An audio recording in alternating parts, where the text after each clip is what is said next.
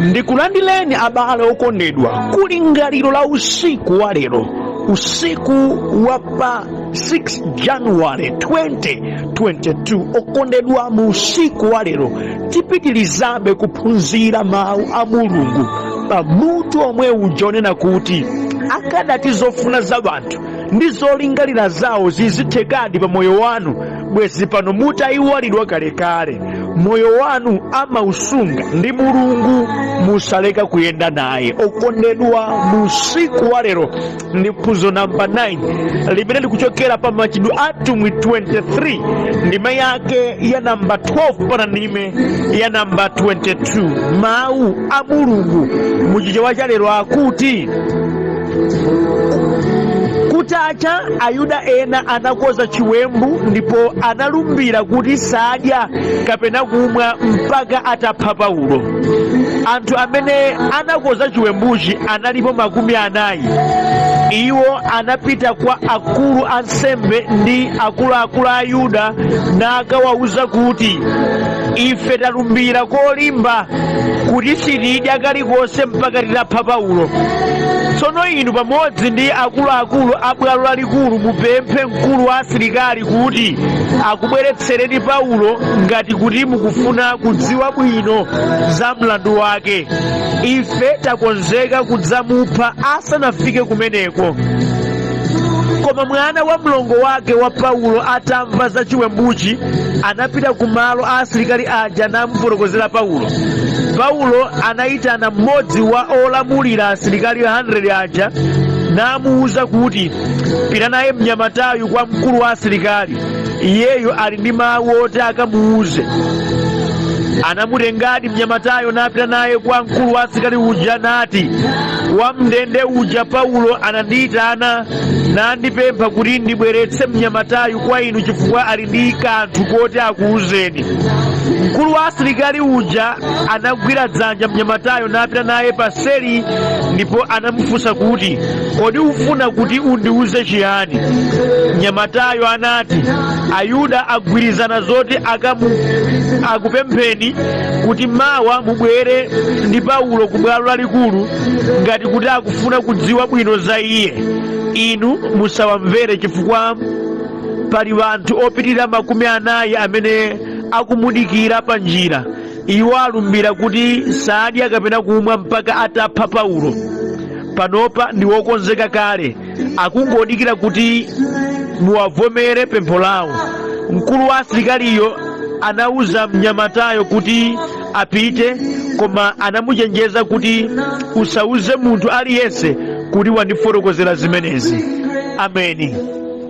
Okondedwa, mawu a Mulungu amene tawerengawa titsogozedwa ndi kulingalira konena kuti anthu osakukonda ndi osakumvetsa amaona ngati zochita zako ndi khadwe lako ndi chiopsezo pa moyo wawo, motero amangolakalaka utaona tsoka basi.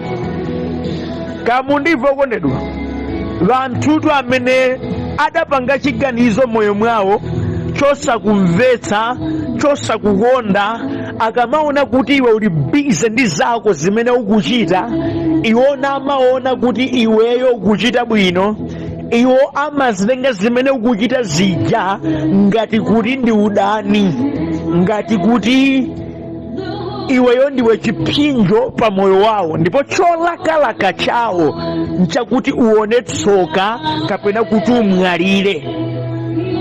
Ndi chifukwa chake mupeza abale okondedwa kuti alipo anthu ena amene amakudani pamene inuyo simudawalakwire kalikonse, ndipo mwina simulumikiza naso mwa njira ina iliyonse, koma mupeza kuti iwowo amadananu kukhosi kwambiri.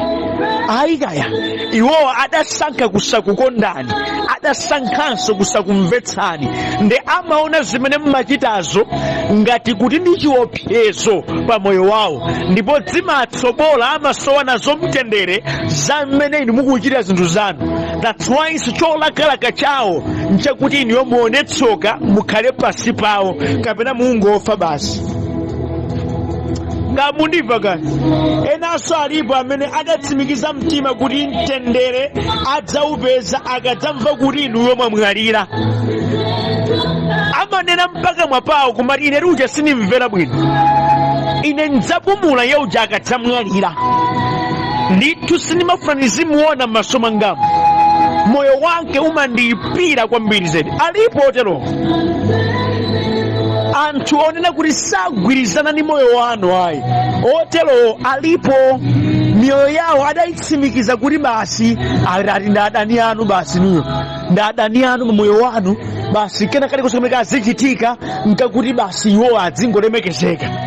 Okondedwa, ndili ndi mawu mu usiku wa lero: musade nkhawa, Mulungu aliko. Ameni, Mulungu alipo. Chimene iwo amayiwala nchakuti moyo wanu amausunga ndi Mulungu. Iye sadzayendera maganizo wawo, adzakonzabe njira yokupulumutsirani. Ameni. Ngakhalenso anthu atapezeka omakudani, anthu okuliphirani, anthu otsimikiza mkati mwawo kusakufunirani zabwino, nakupangirani ziwembu zakuti mukodwe muone tsoka, Yehova amene timpembedzayi ndi wamphamvu kwambiri, adzakonzabe njira yakuti inuyo mupulumutsidwe. Tamimvani langizo langa mu usiku wa lero: pakatikati pa ziopsezo, dalirani Mulungu amene amathandiza. Ameni. Sikuti ziopsezo sizibwera, zibwera, koma muli pakatikati pa zimenezo, mdalireni Yehova. Ndikuyankhula ndi wena pano amene ali kuopsezedwa, nkhawa yamba kuwapeza, mantha awachulukira, koma ndili ndi mawu achilimbikitso mu usiku wa lero: dalirani Yehova, pempherani, muuzeni Ambuye, ndili ndi mantha pa izi, akundiopseza, konzereni njira yakutipulumutsira Ambuye. Muone zimene Mulungu amachita, iyeyo salephera. Aleluya. Okondedwa, mawu a Mulungu amati awerengawa, Paulo okondedwa wamangidwa ngati kuti iyeyo ndi wachiwembu, ngati iyeyo munthu olakwa, koma chomangira nchakuti amalalikira Khristu Yesu kuti ndiye mpulumutsi wa wanthu. Ayuda osakondwera ndi uthenga wake adamuneneza ngati kuti Pauloyo ngoyambitsa phokoso, ngowukira, mpaka nati kumangidwa. Ndimene zimati awerengazi nzakuti wamangidwa. Ndipo atamangidwa ndi ulamuliro wa Chiroma wa nthawi imeneyo, Ayuda wena akuti, okondedwa, ife tatsimikiza mtima tiphe Pauloyi popeza iyeyi situmvetsetsa naye. Akuti sokoneza, akupangitsa Ayuda ambiri atembenuke mitima nalandira Khristu Yesu ngati Mbuye ndi mpulumutsi wa moyo wawo. Ndiye tatsimikiza mtima tipha amene. Ndiye inu akuluakulu athu mumuyitanitse kwa akuluakulu asilikali a Chiromachi ngati kuti mufuna mudzamvetsetse kuti kodi iyeyo amachitiranji zimene zizi. Pobwera iyeyo ife tikupha amene, talumbira sitidya, talumbira sitimwa, mpaka titapha amene. Osadziwa pokapita na isi kamnyamata kena kamwana kamamverera nkameneyo kuti kamene Ambuye Yesu adakagwiritsa ntchito kuti uthenga wa chiwembu wotere ukamfikire Paulo, komanso ukamfikire wamkulu wa asilikali amene adakonza njira yakumthawitsa Paulo. Yehova adampulumutsa pakatikati pa chiwembu chopangidwa ndi wanthu ochita kulumbira kuti ife sitidya, ife sitimwa, mpaka titapha amene. Tamundimva okondedwa, kufuna kwa wanthu kudali kwakuti Paulo aphedwe, koma kuyiwala kuti moyo wa Paulo adausunga ndi Ambuye. Pousunga Ambuye adawupulumutsa. Ameni. Aliko sambiri ku dziko lapansi amene akulakalaka inu mutamwalira, ali ndi maupo awo ofuna atakugwetsani, ali ndi ma connections yawo ofuna atakugwetsani, koma chimene iwo ayiwala nchakuti mumasungidwa ndi Mulungu. Ameni. Zingavute zingatani, Mulungu adzakonza nditu njira yopulumutsirana wake basi. Ameni. Mama wa amene wokotera tiphunziramo zinthu zinayi izi. Choyambirira, kwa anthu ena kuchita zinthu mosiyana amakutenga ngati mpikisano, nkhondo kapena mwano. Kwa anthu ena kuti akuona anzawo akuchita zina mosiyana, akumva zina mosiyana ndi iwowo, akukhala mosiyana ndi iwowo, kusiyanako iwo amakutenga ngati kuti ndi mpikisano wachikhalire kuti papezeke wowina, amakutenga ngati ndi nkhondo yoti azikwapulana papezeke wogonja, kapena mwano owutsa mkwiyo wolafuna kulandira chipongwe. Pamene Paulo anali kutumikira zakuti Yesu ndiye mpulumutsi, zimene zimasiyanako ndi chiphunzitso cha Chiyuda, iwo kusiyana uku adakutenga ngati kuti Paulo akuchita nawo mpikisano. Iwo kusiyana uku adakutenga kuti Paulo akuchita nawo nkhondo. Kusiyana uku adakutenga kuti Paulo ndi wamwano, safuna kudzichepetsa ku ziphunzitso zakale za Chiyuda. Malamo kuti amumvetsetsa kuti chiyani, iwo sadatero ayi. Umutu ndi mmene anthu alilinso ku dziko lapansi, amene mukasiyana nawo muzokhulupirira amakutenga ninuyo adani. Mukasiyana nawo mmakhalidwe ndi mmachidwe a zinthu, wenanso amakutenga ngati kuti inuyo muli nawo pa nkhondo yakuti mudzimenyana ndithu. Ndikuyankhula ndi wena pano okondedwa amene anzawo adapeza zochita zina, adapeza mwayi umene iwo sadawupeze. Okondwa pali nkhondo ya mnano, chifukwa kupeza gawo labwino limene anzawo adapezali kwa iwo adachita ngati kuti ichi ndi nkhondo yofunika kuti mmodzi afe ndithu basi papezeke wowina. Ukhala kwa matero zimene ndi zachiwembu zimene zachulukira pakati pa ana anthu. Otalewa kuti ndimvetsani, safuna kumvetsetsa kuti chikuchitika nchiyani. Ayi, monga Yuda adachitira, sadafuna kumvetsetsa kuti Paulo imuti ati chiyani. Kwenikweni uthenga umene akunena ngoti afuna anene kuti chiyani kwenikweni, kuti amvetsetse chimene chikuchitika. Wosatero ayi, iwo amamva mwawo ndi mmene soyena akuchitikira, mmene akuzitengera zinthu simonga mmene zinthuzo zilili. Iwonso ali nkhululira lachitatu lomva mmene iwo akumvera, ali ndiso lachitatu loona zimene iwo akuona, zimene pamenepo palibepo. Anthu oterewa safufuza kuti adziwe kuti choonadi nchiyani kwenikweni pa zochitikazi. Iwo amangotsogoza malingaliro a mpikisano, amangotsogoza malingaliro a nkhondo, amangotsogoza malingaliro a udani, wosamvetsetsa kuti choonadi pa zotichitikirazi nchiti kwenikweni. Ayi, kwa iwo ngati sukuchita monga iwo akufunira kapena mmene iwo akudziwira, basi chidani choti chikhoza kupangitsa kuti wina amwalire chakwana. Amafuna kuti munthu udzichita monga mmene wafunira kapena monga mwapasi pawo basi. Amalingaliro olakwika ndi mmene Ayuda adachitira ndi Paulo. Popeza kuti agwira zosiyana, Paulo Myuda koma wakhulupirira kuti Yesu Khristu ndiye mpulumutsi wolonjezedwayo, ndipo anali kufalitsa ichi kwa anthu ena walakwa. Nchifukwa chani uchita zimene zizi? Usiyanira nanji ndife? Ndiwe wachisokonezo, iwe tikupha ndithu chekecheke pa iwe basi upita.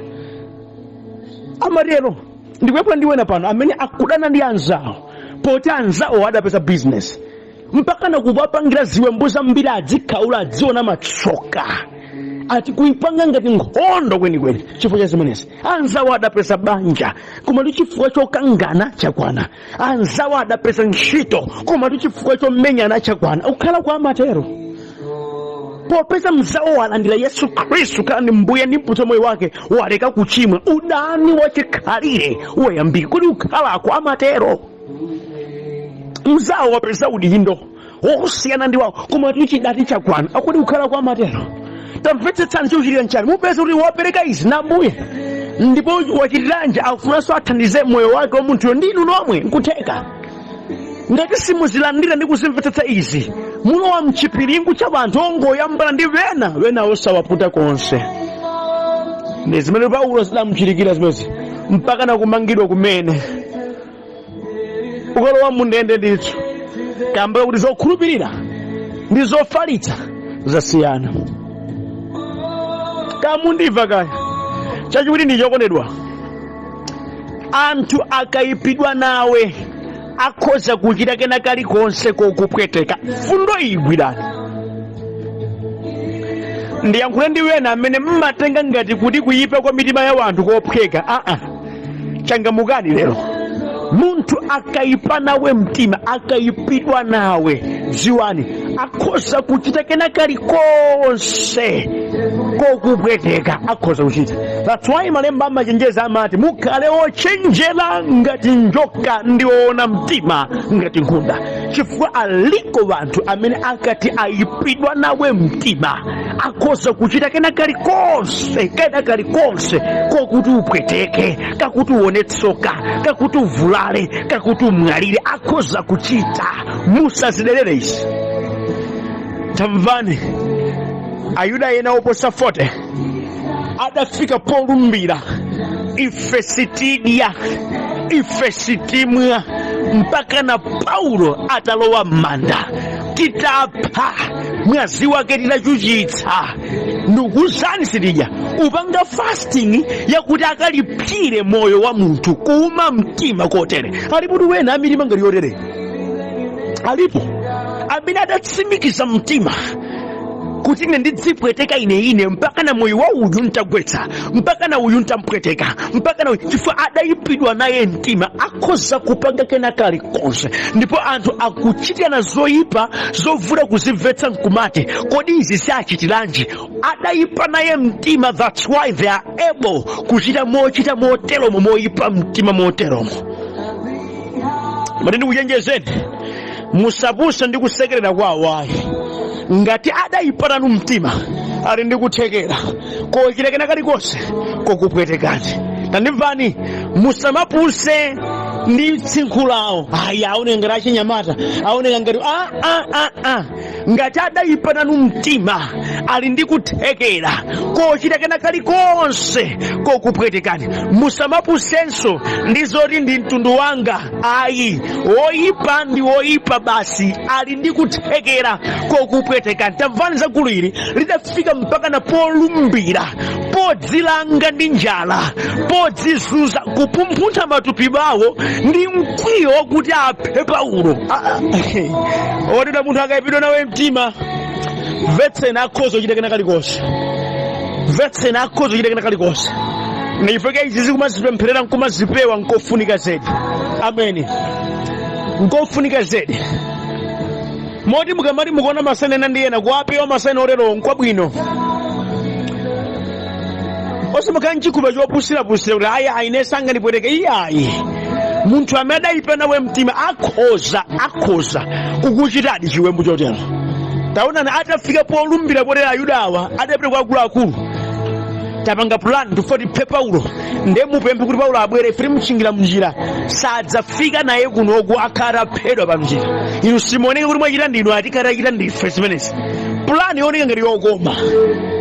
Ayipidwa, akwiya, ali mzima ngawa zofuna kuononga moyo wa Paulo. Mundu akayipidwa nanu mtima, musamtengere masewera, mpeweni, mpempherereni, chifukwa moyo wawo uli ndi kuthekera kokuvulazani. Kamundimva kaya. Chachitatu, ngakhale mapulani awoyipa atakhala ozama bwanji, Mulungu ali ndi njira zake zopulumutsira ana wake. Ameni. Ngakhale mapulani ziwembu za oyipa zitakhala za ukadaulo wa mtundu wanji, Mulungu ali ndi njira zake zopulumutsira ana wake. Pamene Ayuda amapanga chiwembu choterera, ndimvani kamnyamata kena kankawamvera, kupezeka kwa mnyamata uyu m'bale wakenso wa Paulo adali Mulungu kufuna kuwulula chinsinsi chonse chamakosana odzilanga ndi njalawa ncholinga chofuna kupha Paulo. Ndipo Mulungu adapyera mwa mnyamatayi kulimbika mtima kuti mpaka adasereza ngukampeza mndende Paulo ngukamuuza chenicheni chimene chili kunja, mpaka naso Paulo kupanga plani kuti oho akhoza kuchita ada Ayuda popeza iwo ngondipira mtima. Adaona mwa Mulungu mwa mnyamata uyu nandene kuti pita kwa mkulu wa asilikali kamuuze chinsinsi chimenechi kuti moyo wanga upulumutsidwe. Ameni. Yehova amakhala ndi njira zake ndithu. Ndimati ndikapita nonse amene muli mupo ofuna kupweteka wina amene ndi mwana wa chauta, ndikuwuzani muchita manyazi ndithu popeza Mulungu ali ndi njira zake ndithu zopulumutsira ana wake. Ndipo inuyo ndi amene mudzaone kiyama. ndikamene nonse amene muli kuopsezedwa koma ndinu ana achauta musachite mantha. Tengani nkhawa zanu nampatsa Yehova amene ali ndi njira zake, ali nkuthekera kwakuti akhoza kuupulumutsa moyo wanu mwa njira zake. Iye amayika njira kopanda njira, amapezeketsa anthu bena monga ngelo moyo mwathu kuti awombotse miyoyo yathu mwa njira zake. Musatame mkono wa nyama ayi, zipereke mbeni kwa Mulungu amene ndi wabwino. Mdalireni pa chimpwirikiti cha zopweteka. Iye ali njira zake zinazooneka zopanda pake, zinazoderereka, zosamvetsetseka, koma ndi njira ndithu zopulumutsira moyo wanu. Amen. Kamnyamata akakondedwa, Yehova takagwiritsa ntchito kusunga ndi kupulumutsa moyo wa Paulo. Chondigwira mtima mwanayi samakamba mabodza athu, adakamba chilungamo chokathandiza moyo wa munthu. Alipo wena amene amaduduka nkhani ngati zoterezi, koma akukamba mabodza, akukanena zoyipa, malo mokakoza zinthu kapena kulanditsa moyo, amakangopitirizaso mikangano izichitika. Koma mnyamata wisali choncho ayi, adatenga choonadi ndipo adakamudziwitsa Paulo choonadi, ndipo adalimbana nacho mtima choonadicho, ukamuza wa mkulu wa asilikali zakuti Ayuda apangana ndipo achita cholumbira kuti mbamba mteladi sitidya kapena kumwa mpaka na ife tidapha Paulo. Mulungu adayika njira. Ndi pemphero langa musiku wa lero kuti wonse amene apanga maupo ofuna kuononga miyoyo ya anthu, Yehova achite njira zake azionetse zakupulumutsa miyoyo ya anthu. Yehova apulumutse ndithu, Yehova apulumutse ndithu, ayike njira ndithu kuti anthu apulumutsidwe basi. Choyipa chopangidwa kunja chisafikire. Ndiye pemphero langa. Ameni. Chotsiriza okondedwa, chisomo cha Mulungu chikakhalabe pa iwe, iwo amene anali ndi kuthekera kokupweteka ndiwo amakhala thandizo lako. Ameni. Tamvani, asilikali awa anali ndi kuthekera kwakuti Paulo akhoza kumpweteka. Adakata Ayuda apangana ndi asilikaliwa kuti tangommalizani komweko, zikadatheka Paulo ali ndende momwemo akadadilizidwa. Koma tamvani, chisomo cha Ambuye chidachuluka pa Paulo kuti asilikali awa amene amamusunga mndende ndi amene adampulumutsa ku chiwembu chimene Ayuda adakonza. Tikadawerenga mbuyo mkuti wamkulu wa asilikali uja atamva zimene mnyamata adanena, namchenjeza mnyamatayo usauza aliyese kuti wandiuza ine zimenezi, adakonza njira mu usiku omwewo kutenga asilikali ochuluka namuthawitsa Paulo, kupulumutsa moyo wake. Mmene pempho la Ayuda limadzafika kuti tumfuna Paulo tikakambe naye, adapeza kuti Paulo kulibe, amtumiza kale kwina. Mulungu wakonza njira yompulumutsira kuti asaphedwe, moti fasting yawo yodzipweteka idangolemba m'madzi, kulumbira kwawo kuti amenya mwala, chifukwa Yehova adayika populumukira iwo amene ali asilikali amene ali ndi kuthekera kuti akadauwononga msanga ndi mwachidule moyo wa Paulo, ndi amene amuthandiza. Chisomo cha Ambuye chinali pa iye. Mudziwa chana abale okondedwa, alipo ena amene akuyandikirani zedi ali ndi kuthekera kokuwonongani, koma Mulungu akhoza kuwagwiritsa ntchito kuti amene wonse akhethe thandizo la moyo wanu, chifukwa chisomo cha Ambuye chili pa inu. Ndizotheka. Amen. Ndizotheka. Mulungu akati ayenda nawe, Mulungu akati akuthandiza, zimene zimakhala zosatheka ndi anthu zimatheka ndi iyeyo. Amen. Ndi Mulungu wabwino. Moyo wanu usungikebe ndi iyeyo, musaleka kuyenda naye, musaope ziwembu mdziko muno. Ngati muli ndi Mulungu palibe choopsa chidzakufikirani. Malemba anenetsa ngati Yehova ali ndife adzatikaniza ife ndani, adzayikabe populumukira, adzakuthandizani. Ali ndi kuthekera Yehova kugwiritsa ntchito munthu wina aliyense kuti awombole moyo wanu. Chonde musaleka kuyenda naye. Mulungu amene adapulumutsa moyo wa Paulo mnyengo yotere, yemweyonso apulumutsa miyoyo yanu mpaka kalikonse kokumana nako mchakachi. Mwezi wonsewu Yehova akutetezereni, nyengo zanu zimene mulili Yehova akupulumutseni, ayike ndithu populumukira, atumize ndithu anthu kayakhoso bwera ngati opyesa koma omwewo awatume kuti akupulumutseni ku ulemerero wa dzina lake. Usiku wabwino ndipo Ambuye akudalitseni pamene mukulimbikitsidwa kuti ndinotetezedwa ndi Mulungu. Amen.